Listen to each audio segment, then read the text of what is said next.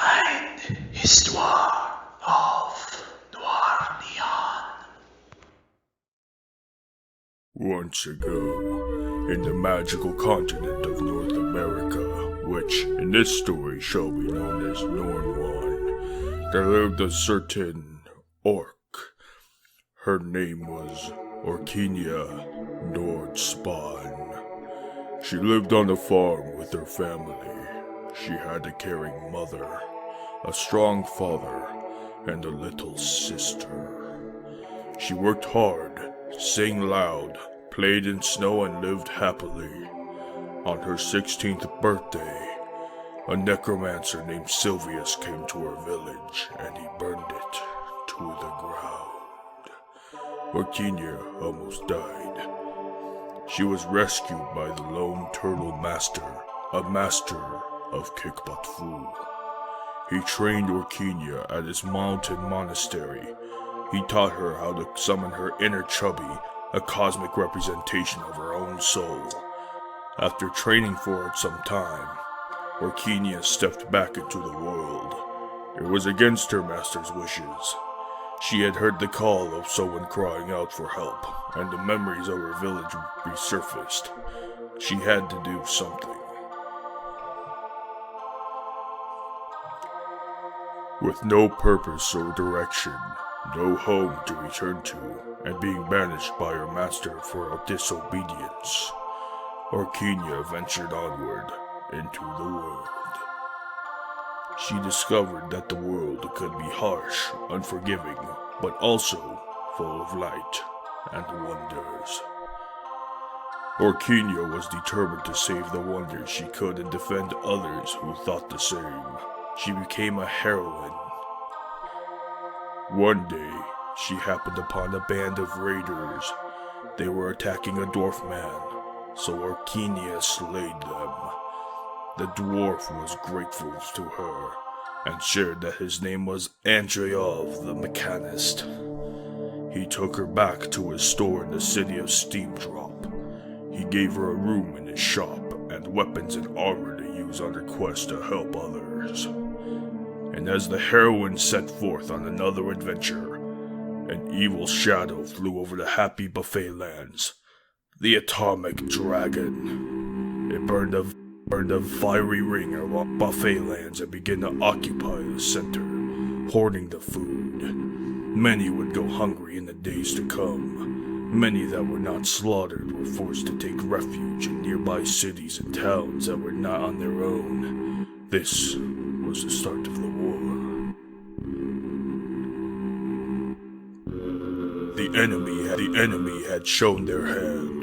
The great council of mages was overthrown. The necromancer army had risen, led by Sylvius. The Lich. They had unleashed their dragon, and Buffetland was now theirs. The great army of knights, led by the great king, rose up to slay the dragon and its necromancers. But their fate was only death. A council was held by the remaining people of Nord-Spawn. The last remaining heroes of the land had to stop this threat, before all of Nord-Spawn was consumed by the shadow of the dragon. The people chose their champions, and the champions rallied to the call. Orkinia, the orc heroine, offered up her finest blade and her sturdiest shield. Luke, the golden knight of Ralabaxia, strong and brave. Blake Orkinson, a young vampire hunter from the church. Frog Wixard, an incredibly wise practitioner of magic. And of course, Jeremy Goblin Scholar, the oldest, smartest, wisest, coolest, bravest, most beloved hero, and also the best cook. Plus, unlike everyone else, he feared no dragons. With the blessings of the last people, the heroes set forth to destroy the atomic dragon. Along the way, they encountered many doubters, many who wished for the dragon to destroy all of Nord-Spawn, believing it to be a better fate than living. One day, they came across a band of knights at a fortress.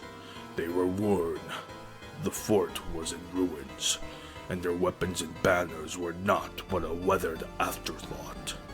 The heroes rested here for a night, and on the morrow, the scouts of this fort reported necromancers on the far hill. Orkinia wanted to stay and help the soldiers, and so they stayed, and they fought to defend what remained. Many perished, and a few soldiers survived, but when the sun set, no villain was left living. Down the path, closer to the holy buffet land, the heroes met a village of elf refugees. They were starved, heartbroken, and sorrowful to leave their destroyed homes. Those that wanted to fight still joined the heroes, seeing their final chance to avenge their dead. Orkinia was reminded of her own village. It too had suffered at the hands of the evil necromancer army. She wondered why anyone would start a war, what could possibly be worth so much misery. Orkinia looked all around. Everywhere the group of heroes went, they were met with the horrors of war. They were so very tired. War was everywhere, but they had to fight. Fighting started this war, and it would end it. Lone Turtle Master taught her to fight, and this is how she would save people, by fighting. Fighting was the only way. Upon reaching the buffet lands, the heroes charged at the Necroforce and their dragon of metal. It was death everywhere. No one would win this war. Orkinia had fought battles, she had slayed monsters, but this was not the same. This was nothing but chaos, fire, and the death of war.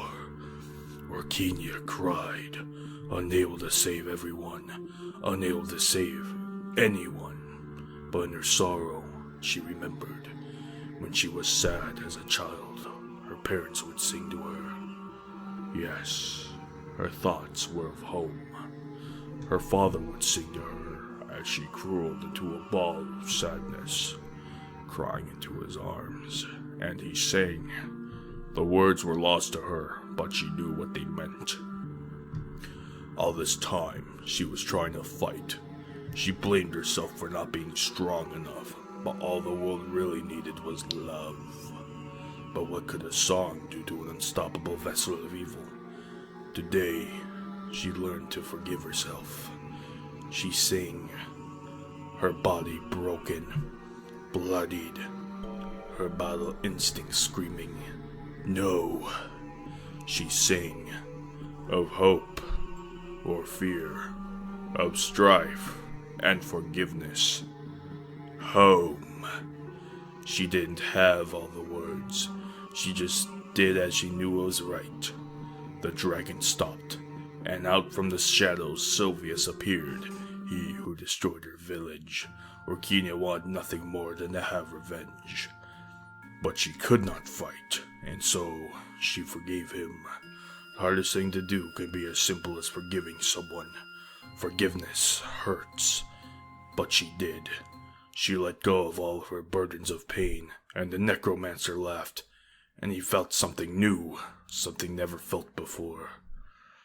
And with that, the necromancer died. Orkinia's body released her spirit. Her time on the plane of mortals expended. She ascended to the cloud world. She bid the realm of wonder goodbye as the unknown lands welcomed her home. Not all wars are fought with blades. They can be won with something as simple as a song. Buffetland was rebuilt. The living lived on. Time marched forward. Not all could be peaceful. Pain is inevitable.